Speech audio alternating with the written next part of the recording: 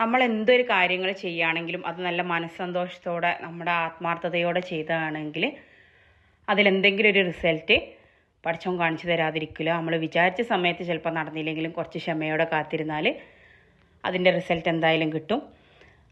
ആ റിസൾട്ട് ചിലപ്പോൾ നമുക്ക് ഒരുപാട് മധുരിക്കുന്നതാവും. അപ്പോൾ അതുപോലെ ഞാൻ 13 വർഷമായി ഈ ഒരു ബിസിനസ് തുടങ്ങിയിട്ട്. ഇതിനെനിക്ക് മധുരം കിട്ടാൻ തുടങ്ങിയത് ഒരു 6 മാസം 7 മാസത്തോടെയാണ്. 2 പീസ് 3 പീസ് അങ്ങനെ പേടിച്ചെടുത്ത് അത് 5 പീസാക്കി 10 പീസാക്കി ഇന്നിപ്പോൾ 500 പീസ് 600 പീസൊക്കെ ഒരുമിച്ച് ഞാൻ ചിലപ്പോൾ ഇറക്കാറുണ്ട്. തുടങ്ങിയ ഉടനെ തന്നെ 100 പീസും 500 പീസും 50 പീസും 10 പീസും ഒന്നും എടുക്കാനുള്ള ധൈര്യം നിങ്ങളൊക്കെ പോലെ തന്നെ എനിക്കും ഇല്ലായിരുന്നു. ഇനിയിപ്പോൾ നിങ്ങളെപ്പോലെ തന്നെയെന്ന് പറഞ്ഞതിന് നിങ്ങളെല്ലാവരും അങ്ങനെയൊന്നല്ല.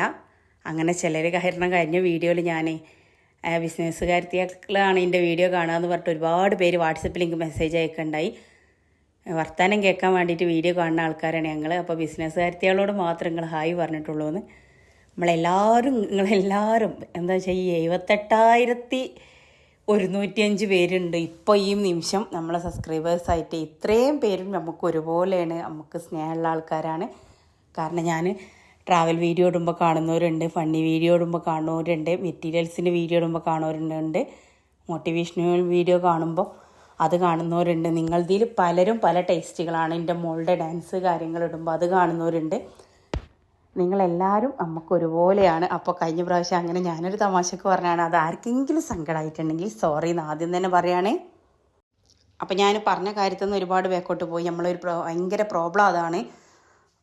പറയാൻ നിന്നാൽ പിന്നെ വന്ന ടോപ്പിക്ക് ഞാൻ മറന്നു പോകും. അതിൻ്റെ പല വീഡിയോക്കും പലരും കമൻറ്റ് ഇടലുണ്ട്, വലിച്ചു നീട്ടി പറയാതൊന്ന് കുറച്ച് പറയുമെന്നുള്ളത്. അപ്പോൾ ശ്രദ്ധിക്കുക ആ ഒരു കാര്യം. അപ്പോൾ ഞാൻ 1-2 പീസ് എടുത്തതിൽ മുതൽ 500 പീസ് വരെ എത്തിക്കാൻ ഞാൻ എടുത്തിട്ടുള്ള ഒന്നാമത്തെ കാരണം എന്താണെന്ന് വെച്ചാൽ ക്ഷമ. ഒന്ന് റെഡി ആവുന്നത് വരെ ആരൊക്കെ എന്തൊക്കെ പറഞ്ഞാലും ഞാൻ ഈ ചെവി കൂടെ കേട്ട് ആ ചെവി കൂടെ വിട്ട് ക്ഷമയോടെ പ്രവർത്തിച്ച് 2-3 എടുത്തപ്പോൾ 1 മാസം 1.5 മാസം കഴിഞ്ഞതിൻ്റെ ശേഷമാണ് അതിന് ഒരാൾ ഒന്നെടുത്തത്. എന്നാലും അത് നോക്കി നിൽക്കാതെ ഒന്ന് സെയിലായല്ലോ എന്നുള്ള കോൺഫിഡൻസിൽ വേറെ 5 എടുക്കാൻ കാണിച്ചത് ആ ധൈര്യം അതാണ് ഇന്ന് എത്തിച്ചത്. സത്യമായിട്ടും ഒരാളെല്ലാം വാങ്ങിയിട്ടുള്ളൂ, അതും 1-1.5 മാസമായില്ലേ, ഇനിയിപ്പോൾ എന്തിനാന്ന് വിചാരിച്ച് നിൽക്കാതെ ആ ഒന്ന് സെയിലായതിൻ്റെ കാരണം എന്താണെന്ന് നോക്കി. അത് നല്ല ഭംഗിയുള്ള ക്ലോത്ത് ആയതുകൊണ്ടാണ്, നല്ല ക്വാളിറ്റി ഉള്ള ക്ലോത്ത് ആയതുകൊണ്ടാണ്, അതുപോലെ അതിൻ്റെ സ്റ്റിച്ചിങ് നീറ്റ് ആയതുകൊണ്ടാണ് എന്നൊക്കെ ഞാൻ എന്നെ തന്നെ സ്വയം എനിക്ക് കോൺഫിഡൻസ് തന്നതുകൊണ്ടാണ്. രണ്ടാമത്തെ കാര്യം, ഞാൻ പുറത്തോട്ട് നമ്മുടേതായാലും ഇപ്പോഴത്തെ ട്രെൻഡ് നോക്കിയിട്ട് അതിനനുസരിച്ച് സാധനം ഇറക്കാൻ ശ്രദ്ധിക്കണം. അപ്പോൾ അതും കൂടി മറ്റുള്ളവർക്ക് കാണുമ്പോൾ എല്ലാവരും നോക്കുക എന്താണ്, കാണുമ്പോൾ ഭംഗിയുണ്ടോയെന്നാണ് ആദ്യം നോക്കുക. അത് അലക്കി തേച്ചതിൻ്റെ ശേഷമാണ് നമ്മൾ ക്വാളിറ്റി ഉണ്ടോ എന്നുള്ളത് നമ്മളടക്കം. ഞാനൊരു കസ്റ്റമറായിട്ട് ചിന്തിക്കുമ്പോൾ അങ്ങനെയല്ലേ, നമ്മൾ ഡിസ്പ്ലേ കാണുമ്പോൾ ഫ്രണ്ടിൽ ഏറ്റവും ഭംഗിയുള്ളത് ഏതാ, ഒരു 5 ഡിസ്പ്ലേയിൽ നമ്മളൊരു ഷോപ്പിൽ കാണുകയാണെങ്കിൽ അതിൽ ഏറ്റവും ഭംഗിയുള്ളത് ഏതാ അതാ നമ്മൾ എടുക്കുക. ആ കളർ നമുക്ക് മാച്ച് ചെയ്യേണ്ട അതൊന്നും നമ്മൾ നോക്കൂല. നമ്മളെന്താ നോക്കുക, അതിൽ ഏറ്റവും ഭംഗിയുള്ളത് ഏതാ അത് എനിക്ക് സ്വന്തമായിട്ടുണ്ടാവണം. എന്നിട്ടത് ഇട്ട് എല്ലാവരുടെ മുമ്പിൽ ഷൈൻ ചെയ്യണം. എന്നിട്ട് പിറ്റേ ദിവസം നമ്മൾ മൂടിൽ എന്താ പറയുക അലക്കുമ്പോൾ അത് കളർ ഇളകുമ്പോഴാണ് നമ്മൾ കംപ്ലൈൻ്റ് ആയിട്ട് പോകും അല്ലേ. അപ്പോൾ അതുപോലെ ഇനിയിപ്പോൾ അലക്കിയിട്ട് കളറൊന്നും പോയില്ല എന്ന് വെച്ചാൽ 4 ദിവസം കഴിഞ്ഞതിൻ്റെ ശേഷം നമ്മൾ വീണ്ടും അത് ഇടുമ്പോൾ അതിൻ്റെ തൊക്കിൻ്റെ ഭാഗത്ത് അവിടെ എവിടെയെങ്കിലും അടിവിട് അങ്ങനെ എന്തെങ്കിലും ചെയ്താലും നമ്മൾ കംപ്ലൈൻറ്റ് പറയും. അപ്പോൾ ആ എല്ലാ കംപ്ലൈൻറ്റും ഇല്ലാതാക്കുന്ന രീതിയിലുള്ള മോഡലുകൾ എടുക്കുക, ക്വാളിറ്റി ഉറപ്പാക്കുക, സ്റ്റിച്ചിങ് നീറ്റാക്കുക. ഈ കാര്യങ്ങൾ ചെയ്ത് കഴിഞ്ഞാൽ നിങ്ങളുടെ നാട്ടിൽ എത്ര വേറെ ഷോപ്പുകൾ ഉണ്ടെന്നുണ്ടെങ്കിലും നിങ്ങളുടെ അടുത്തേക്ക് നിങ്ങളുടെ കസ്റ്റമേഴ്സ് വരും. ആ കസ്റ്റമറുടെ ടേസ്റ്റ് എന്താ അതിനനുസരിച്ച് ചെയ്യാൻ നോക്കുക. അപ്പോൾ ഞാൻ ഈ വീഡിയോയിൽ കാണിക്കുന്ന മെറ്റീരിയലുകളൊക്കെ 290 പീസുകളാണ്. നല്ല ശൈലജൻ്റെ അടിപൊളി പീസുകളാണ്. ശൈലജൻ്റെ മസ്ലിൻ പ്രീമിയം ക്ലോത്താണ്. മസ്ലിൻ അല്ല ഇത്, പക്ഷെ മസ്ലിൻ്റെ അങ്ങനെയുള്ള ഒരു ടൈപ്പ് കോട്ടണിൽ ഇറക്കിയതാണ്. മസ്ലിന് കോട്ടണിലല്ലല്ലോ സാധാരണ ഉണ്ടാവാറുള്ളത്. പക്ഷെ ഇത് അതുപോലെ ഒരു കുഴഞ്ഞ ക്ലോത്താണ്. അതിൻ്റെ ഒരു ഷൈനിങ്ങും ഇതിലുണ്ട്. ആ ഒരു ഗ്ലേസിങ്ങുള്ള ക്ലോത്താണല്ലോ മസ്ലിന്. അപ്പോൾ ഇത് ടോപ്പായിട്ടും നൈറ്റായിട്ടൊക്കെ അടിക്കാൻ പറ്റും. കളറ് ഫെയ്ഡിങ് അങ്ങനത്തെ പ്രശ്നങ്ങളൊന്നും വരില്ല. നല്ല ക്വാളിറ്റി ഉള്ള ഐറ്റംസാണ്. ഇനി നിങ്ങൾക്ക് ക്വാളിറ്റി കുറഞ്ഞ മോഡൽസ് വേണമെന്നുണ്ടെങ്കിൽ അതുമുണ്ട്. പക്ഷേ ഇത് നല്ല ക്വാളിറ്റി ഉള്ള ഐറ്റംസാണ്. ബിസിനസ് റെഡി ആവാൻ വേണ്ടിയിട്ട് എല്ലാവരും എന്ത് ചെയ്യും, വില കുറച്ചാണ്ട് കൊടുക്കും. എന്നിട്ട് വില കുറച്ച് സാധനം വാങ്ങും. 4-ാം ദിവസം ബിസിനസ് പൂട്ടും. അപ്പോൾ കുറച്ച് വില കൂടുതലാണെന്നുള്ള കംപ്ലൈൻറ്റ് വന്നാലും ആ തുണിക്ക് പ്രശ്നങ്ങൾ വരുന്നില്ലല്ലോ എന്നുള്ള രീതിയിൽ നിങ്ങൾ ചിന്തിക്കുക. ഒരുപാട് വില കുറച്ച് കൊടുത്ത് നിങ്ങളുടെ ബ്രാൻഡിങ്ങിൻ്റെയും നിങ്ങളുടെയും വില നിങ്ങൾ കളയണ്ട. വില കുറച്ച് കൊടുത്തോളി. എന്ത് ചെയ്യുക, കുറച്ച് ക്ലോത്ത് വിലയില്ലാത്തത് എടുക്കുക, എന്നിട്ട് പറയുക. ഞാൻ എനിക്ക് വിളിക്കണ ആരോടും പറയാറുണ്ട്, കുറഞ്ഞ റേറ്റിന് കിട്ടണമാണെങ്കിൽ 100 രൂപക്കും നിങ്ങൾക്ക് ഞാൻ ക്ലോത്ത് എടുത്തു തരാം, ഒരു പ്രോബ്ലം ഇല്ല. പക്ഷെ അത് കളറും പോവും, അതിൻ്റെ പ്രിൻറ്റും പോവും. ആ ഒരു കംപ്ലൈൻ്റ് ആയിട്ട് എൻ്റെ അടുത്തേക്ക് വരരുത്. അതിന് ധൈര്യം ഉണ്ടെന്നുണ്ടെങ്കിൽ നിങ്ങൾക്ക് എപ്പോൾ ചോദിക്കണം അപ്പം 100 രൂപക്കും 90 രൂപക്കൊക്കെ ക്ലോത്തുകൾ കിട്ടാനുണ്ട്. അപ്പോൾ അത് വേണോ, അത് വേണ്ടവർ ചോദിക്കാറുമുണ്ട്. നമ്മളെ ഈ ഫാഷൻ ഡിസൈനിങ് കാര്യങ്ങളൊക്കെ പഠിക്കുന്ന മക്കൾക്ക്, അതുപോലെ ഇത്തമാർക്ക് ചേച്ചിമാർക്കൊക്കെ അങ്ങനെ വേണമെന്ന് പറയുന്നവരുണ്ടാവില്ല. അതുപോലെ ഈ വില കുറഞ്ഞ ക്ലോത്തിൽ നല്ല ഭംഗിയുള്ള പീസുകളുണ്ടാവും. അപ്പോൾ എന്താ വെച്ചാൽ ഒറ്റ ഫംഗ്ഷന് എന്താ പറയുക, നന്നായിട്ട് അടിച്ചു പൊളിച്ച് നടക്കാം. പിന്നെ അത് വീട്ടിൽ നിന്ന് ഇടാനോ അതല്ലെങ്കിൽ അങ്ങനെ എന്തെങ്കിലുമൊക്കെ വൈകുന്നേരം മേലേക്ക് മാറ്റാനൊക്കെ ആക്കാന്നുള്ള രീതിയിൽ ചിന്തിക്കണവർക്കും എന്ത് ചെയ്യുക, വില കുറഞ്ഞതിടുക. സ്വന്തമായിട്ടൊന്ന് നല്ല ക്ലോത്ത്, നമ്മളെപ്പോഴും പറയാറുണ്ട്, നമ്മൾ പഴയ നൈറ്റീസ് അതുപോലെ സാരികളൊക്കെ എടുത്തിട്ട് അത് കഞ്ഞിവെള്ളം മുക്കി ഉണക്കിയിട്ടാണ് ഞാനൊക്കെ അടിക്കുമ്പോൾ ടൈലറിങ് പഠിക്കുന്ന കാലത്ത് പഠിച്ചിരുന്നത്.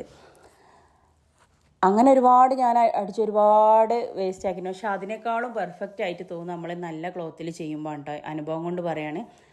അതെന്താണെന്ന് വെച്ചാൽ നമുക്ക് കറക്റ്റ് അളവ് കാര്യങ്ങളൊന്നും കിട്ടും. നമ്മൾ പശയൊക്കെ മുക്കി അയൺ ചെയ്തൊക്കെ കൊണ്ടുപോയാലും പഴയതിൻ്റെ ആ ഒരു എന്താ പറയുക ഇത് കാണിക്കും. അപ്പോൾ നമ്മൾ അളവ് എടുക്കുന്നതിൽ ഒക്കെ അതെന്ത് ചെയ്യും, ചുളിഞ്ഞും ചുക്കിയൊക്കെ ആവുമ്പോൾ അതിൻ്റെ നമുക്ക് കറക്റ്റ് അളവ്, കറക്റ്റ് ഒരു ഫിനിഷിങ് കിട്ടില്ല.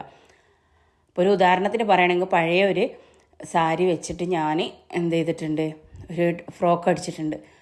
അപ്പോൾ ആ ഫ്രോക്ക് എന്താണെന്ന് വെച്ചാൽ അടിച്ചു കഴിഞ്ഞിട്ട് നമുക്ക് ആദ്യം വേണ്ടിയത് നമ്മൾ കോൺഫിഡൻസ് കൊടുക്കേണ്ടത് നമുക്കാണ്.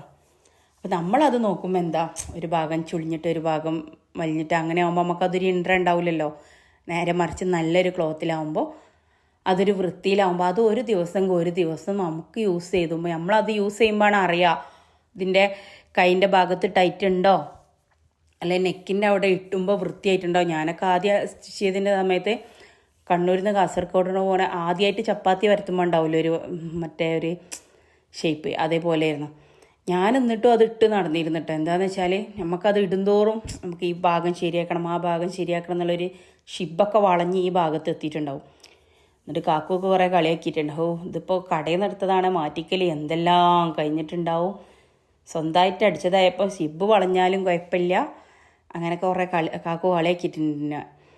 ശരിയാണ്, പക്ഷെ എന്നാലും ഞാൻ അടിച്ചതാണല്ലോ. കടയിൽ നിന്ന് കിട്ടുമ്പോൾ എന്താണ്, അത് ആരോ അടിച്ചതല്ല, അപ്പം നമുക്ക് കുറ്റം പറയും, ഇത് ഞാനാണല്ലോ അടിച്ചത്, ഞാൻ അടിച്ചത് വേറെ ആരും ഇട്ടില്ലെങ്കിലും ഞാൻ ഇട്ടില്ലേ, എനിക്ക് യൂസ് ചെയ്യാൻ പറ്റിയില്ലേ, ഞാനത് യൂസ് ചെയ്യുമ്പോഴാണല്ലോ അതിൻ്റെ പ്രശ്നങ്ങൾ എന്താണെന്നുള്ളത് എനിക്ക് മനസ്സിലാവുക. അങ്ങനെയൊക്കെ പറഞ്ഞ് ഞാൻ കാക്കുവിൻ്റെ മുന്നിൽ തടി തപ്പിയാലും